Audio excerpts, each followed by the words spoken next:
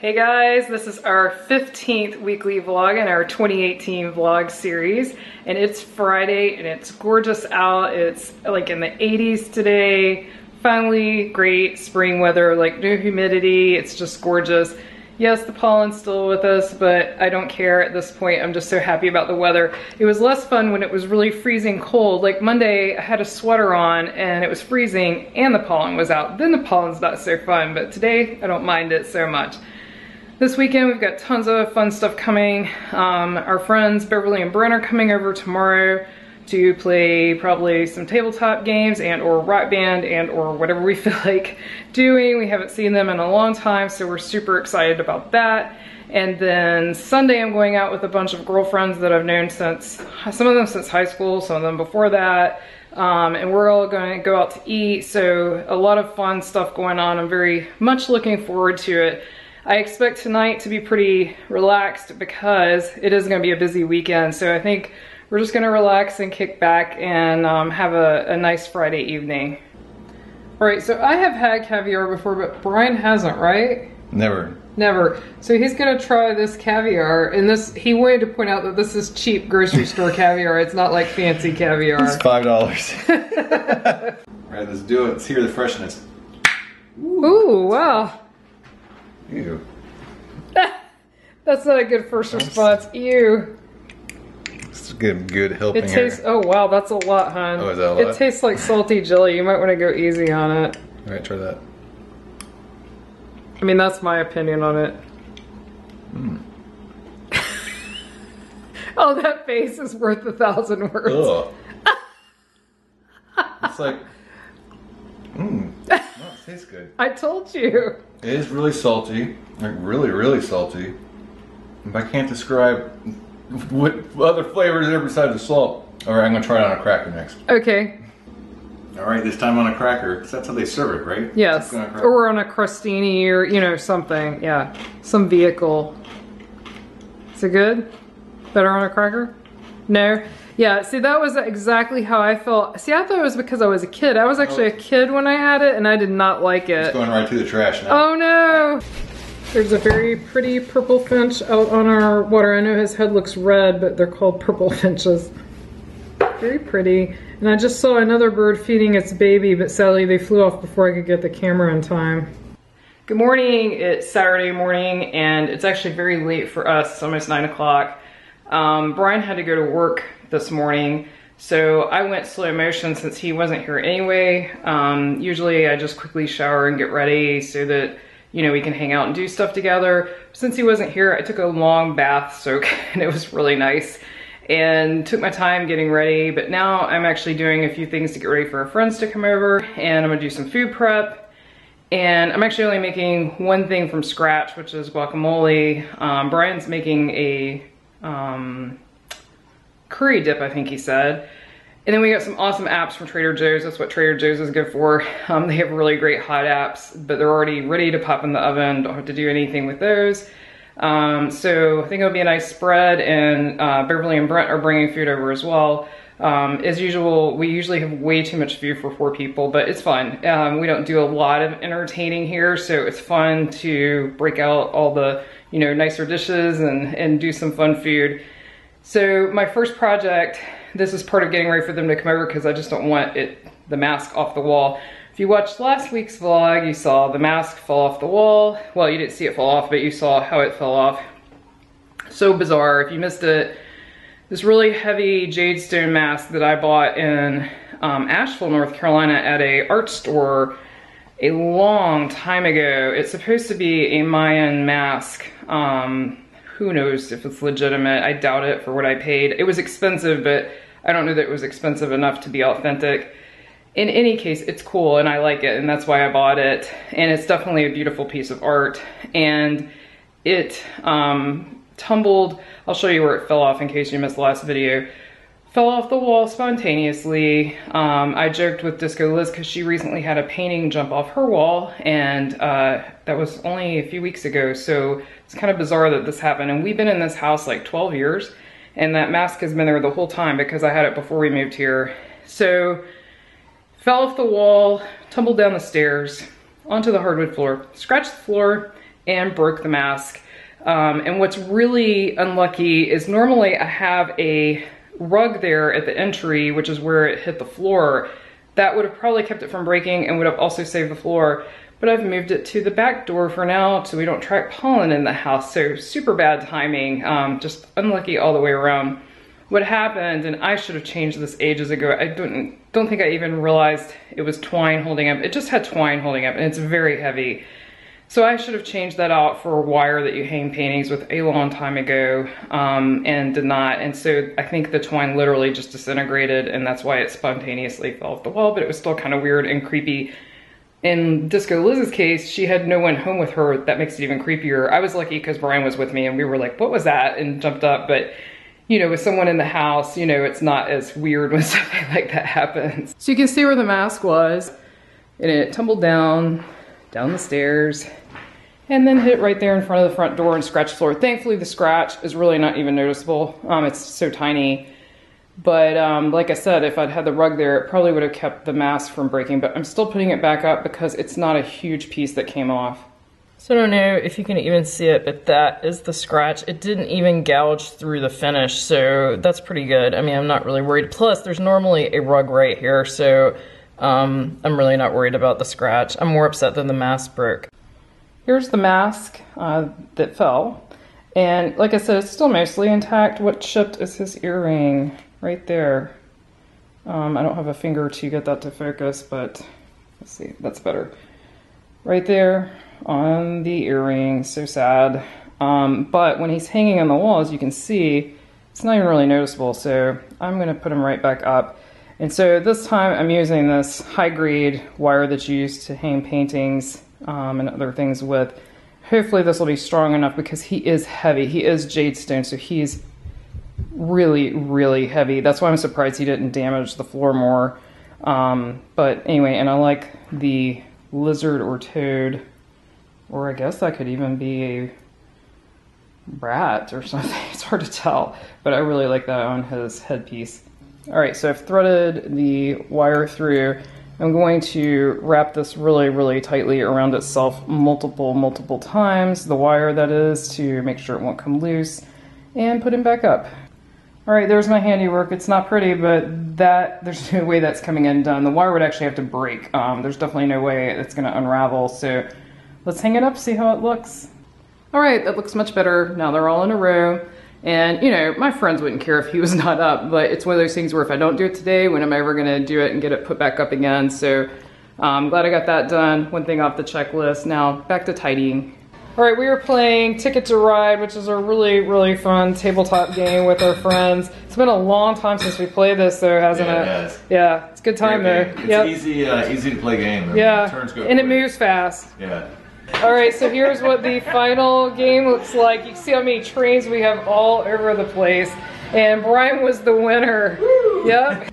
All right, what's the name of this game, Brian? This is the Red Dragon Inn, right? Lame it. What's it called?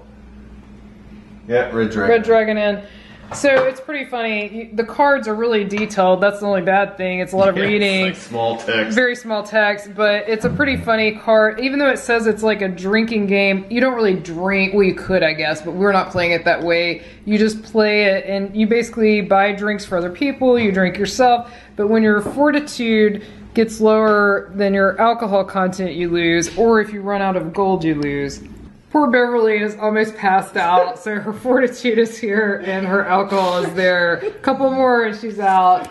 So apparently Brian had too much to drink because he passed out first. So what happens to your gold? I guess it ends. Yeah, you're out of the game. I'm out. All right, I was the one to pass out next, literally right after Brian. I made him pass out, then I immediately passed out right after him. Oh well. So I think we're calling the game at this point. Otherwise, Beverly and Brent would have to play by themselves. That would not be fun. So good morning. It's Sunday morning, and we had the best time with our friends, but they were here from maybe 1 till close to 11, I think. I don't know what time it was. I think it was close to 11. So we're actually getting a late start. Look, Disco Liz at 7 o'clock. But it was funny. She gets an organic box, our friend. So she brought over some green peppers because they don't like green peppers. So we're already taking advantage of that and making some omelets this morning. All right, the omelet is done. Looks good. So big thanks to Beverly for the green peppers. This is awesome. And so here's Brian's, and then he's also got a some veggie bacon, veggie sausage, and a what is that, bagel with salmon? Yeah, yum.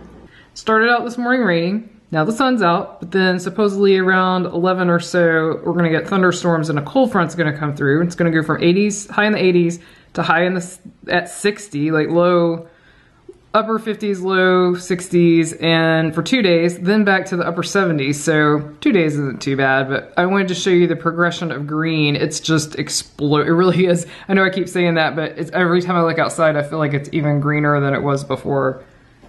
Went out to lunch with a bunch of friends today. That was super fun. And I'll try to put pictures up here of what I had. But we really had a good time. So on my way home, it started sort of sprinkling. The minute I pulled into our garage here at home, it started pouring. So it was perfect timing. So the storm, I haven't heard any thunder with it, but I guess this is what they were predicting today. Hey guys, it's Monday. It was a long Monday today because last night we had some massive storms roll through. Felt like it was all night. I don't know how long they lasted, but they were loud. So loud that they woke me up and kept me up most of the night. So I am so tired, but I made it, done with the work day. Tonight I'm actually gonna try a new idea. It's not my idea, I saw it online. Use these siete, you've seen me use them, tortillas. They're corn-free, they're grain-free. Gluten-free, of course, too, and they're more like a flour tortilla than a corn tortilla, so it's a gluten-free version of that. Use those as super thin pizza crusts. I would have not thought to do that because they kind of fall apart, but the directions I found online said you kind of crisp them up in a pan first, then just put them under the broiler to melt the cheese, and that's it. So you don't really cook the pizza, so to speak. So I'm gonna give that a try tonight and let you know how that turns out. I know we have some gluten-free viewers, but even if you're not gluten-free, you could use any tortilla and do this if this works. So I'll let you know. I'm gonna do a barbecue chicken pizza, so hopefully that'll be tasty. All right, I finished this and I did taste it. It tastes really, really good. And surprisingly, if you put oil on both sides of the tortillas and crisp them up, and they really do hold up amazingly. I thought they would fall apart because I've made them for tacos and they do kind of fall apart. So really good and super simple. I already had pre-cooked chicken that I cooked in batch. Already had the barbecue sauce. I have this organic barbecue sauce that's really clean, and added the green onions, cilantro, and a little bit of grass-fed cheese. So that was easy. Hey guys, it's Tuesday and still unseasonably cold. I feel like this is the theme, but it really is. So the high's in the 60s, which I know sounds great, but it takes all day to get to that point. So for example, when I walk at lunch, it was real feel 41. I think the actual temperature was 46, but it's really windy today, so it was not fun.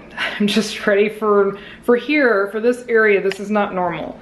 I would say normal, I'm just guessing, I haven't looked it up. I would say it's in the 70s for this time of the year, for the high. Tomorrow it will be 80, which is fantastic, but then the next 2 days back in the 60s again.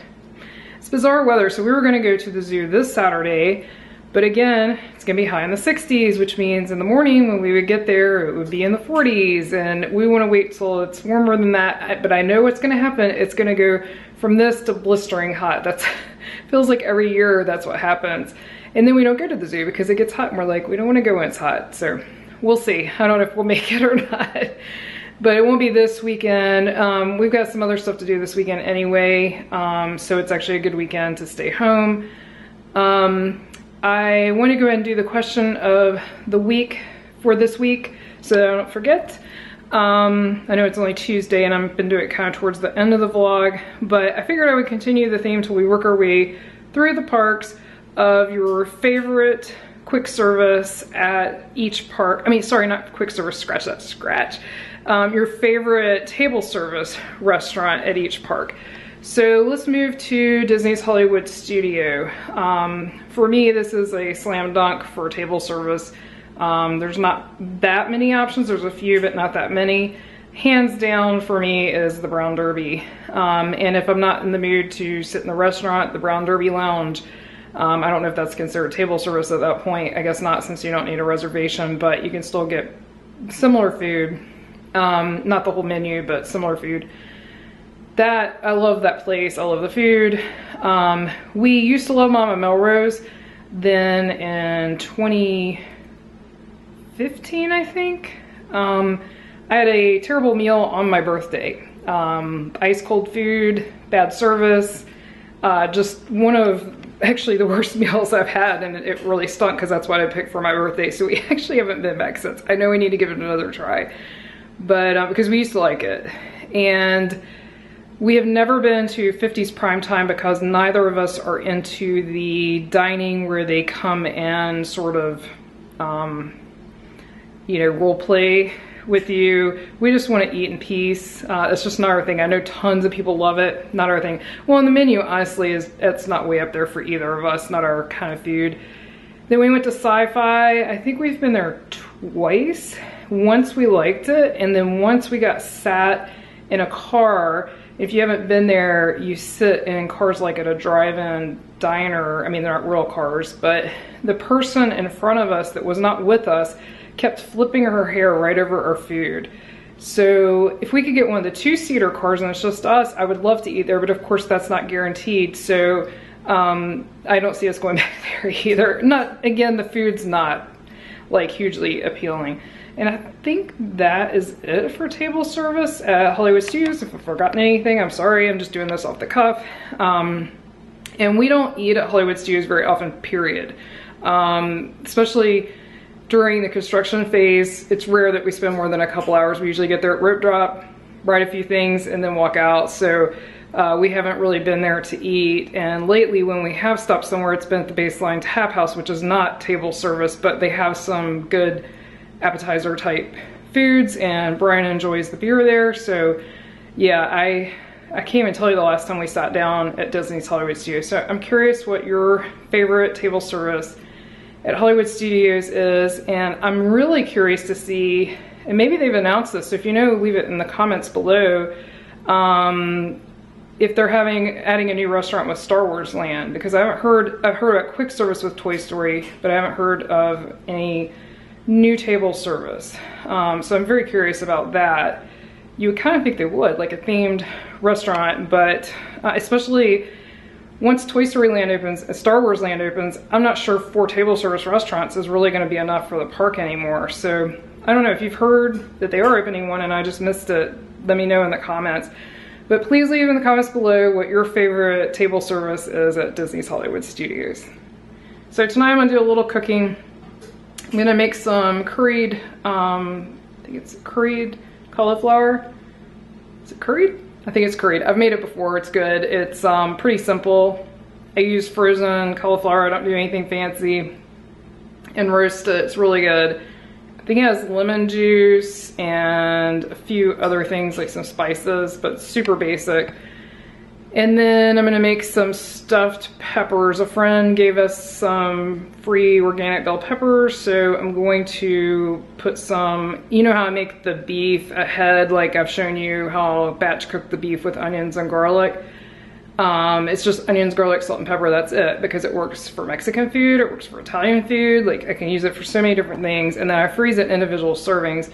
I'm gonna use one of those to stuff the bell pepper and roast that, so that'll be tasty.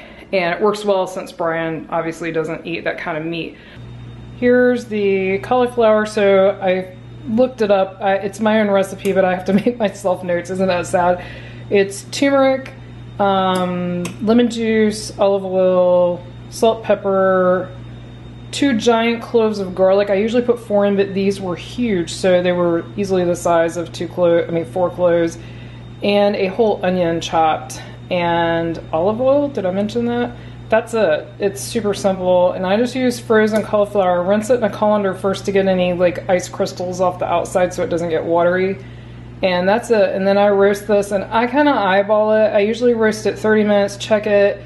Usually have to stir it around and roast it another 15 or so, sometimes less than that, but you know, that's a good starting point. Depends on how hot your oven is. I came out to feed the birds, and it is amazing. Now, I guess I should walk after work on these days because, wow, it's amazing. I just really like getting it done at lunch. But definitely the high of the day is perfect. But we just had to turn our heat back on. We were trying not to, but it's 61 inside the house. I think it's actually warmer outside right now. And it's gonna get cold like in the 30s tonight. But finally our pink azalea bloomed. It's funny to me that the white blooms before the pink. I don't know why. I would have just thought they'd bloom at the same time.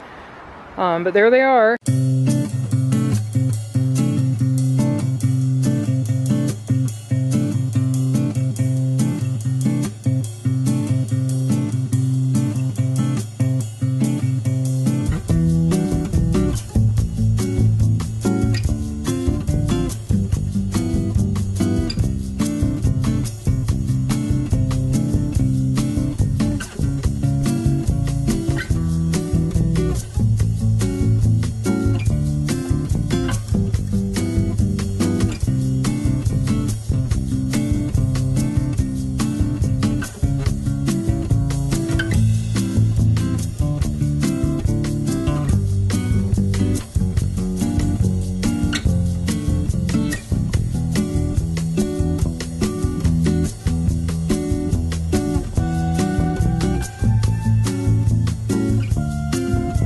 So to do the peppers, I actually roasted the peppers for 15 minutes face down. And I know people do them stuff from the top. I find it easier to just slice it in half and stuff it that way.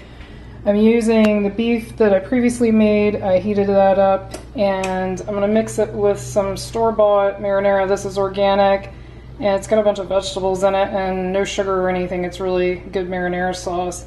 And then stuff it in the peppers. So here they are stuffed. They're gonna go back in the oven for just 10 minutes and that's it. So there's finished dinner. The only thing I added was some quinoa from Costco that's already pre-cooked. All you have to do is heat it up, which is super handy. It's got some kale in it. Hey guys, it's Wednesday. It's beautiful, beautiful weather today. It's, I think the high's around 80, but so it's mostly in the 70s today. Nice breeze, bright sunshine. This is one of those days in low humidity that you wish you could bottle, just keep. It's just amazing. I don't even know if you guys can hear it. There's a very loud bird singing outside too, so he's happy as well. Tonight I am going to make a shrimp bowl. So if you have Chipotle in your area and you have been to Chipotle, you know they have like burrito bowls. It's kind of like that. I mean, it's not their burrito bowl, but it's gonna be rice, some veggies, some shrimp, you know, all that good stuff, avocado, salsa, all that good stuff. There's the shrimp burrito bowl. I guess it's more of a burrito plate in my case, but looks really tasty. Hey guys, it is Thursday. Yay, the work week's winding down. It's the best time of the week. And it's gorgeous today. It's super, super windy though. This has been a windy spring. I know it's that time of the year and pollination and all, but I don't remember it normally being this windy, especially in April. March is usually very windy, but April in my memory is usually not this windy. On the way home in the car, I could literally see, because it's so windy, the pollen raining sideways in front of my car. So yeah, definitely windy. Tonight I'm gonna be on the WDW Main Street podcast. It's ladies' night at the pub. So Judith and I are gonna be on there with our friends Doug and John. I think we're gonna be talking a little bit about our trip in March to the Flower and Garden Festival and Disney at large. We all got to meet up, sadly not at the same time. Doug had delays getting down due to weather.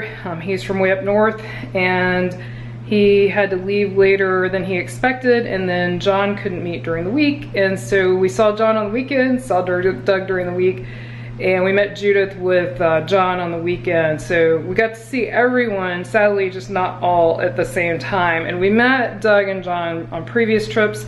This was the first time we'd ever met Judith in person. I mean, I'm on the podcast with her, but it's the first time I ever met her in person, so that was fun.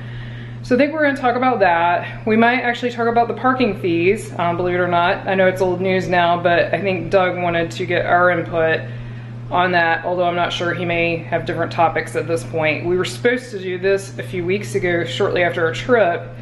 Then again, Doug had some weather issues, his power was out, so he can't run the podcast if he has no power. And they've had a rough winter up in the Northeast, I know. So be sure to check that out.